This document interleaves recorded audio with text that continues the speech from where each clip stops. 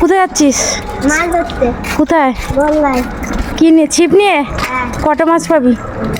দেখি দেখি কটা পাবি। হয়তো দিতে হবে। গাইস, এই ভর দুপুরে রোদের বেলাতে রোদের মধ্যে যাচ্ছি গঙ্গায় মাছ ধরতে।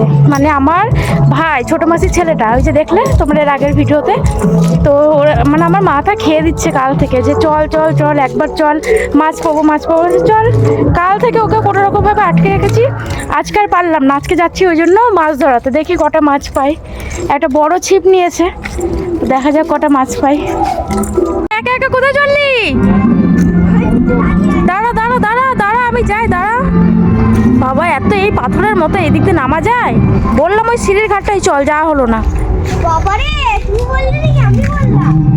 কোথায়? কোন ঘাটটা? এই ঘাটটায়? তুই কখন বললি এই ঘাটটায়? তুই তো বললি এই ঘাটটায় নাম। আর নামবি না, এখান থেকে যা হবে। এই যে গঙ্গা আমাদের, কত সুন্দর। এই যে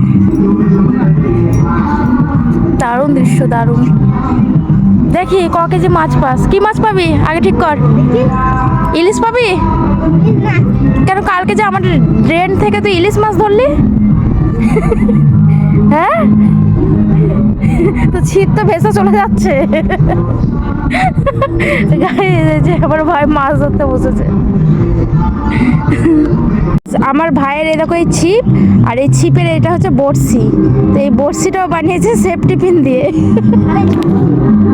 হ্যাঁ, ছুঁচ দিয়ে। এটা ছুঁচ দিয়ে বানিয়েছে। মানে কালকে যখন দেখলাম তখন এটা ছিল সেফটি পিন, আজকে আবার কোথা থেকে একটা ছুঁচ পেয়েছে, তো সেই ছুঁচ দিয়ে বড়শি বানিয়েছে। পাগল ছেলে কোথাকার। কটা মাছ পেলি? আরে এক্ষুনি তো ধরাই তো শুরু করলাম না, আর এখন বললি কটা মাছ পেলি? আজকে যদি ইলিশ না নিয়ে বাড়ি যাস, তোকে বাড়ি ঢুকতে দেবো না আমি। তাহলে আগে বালিশ নিয়ে যাবো। বালিশ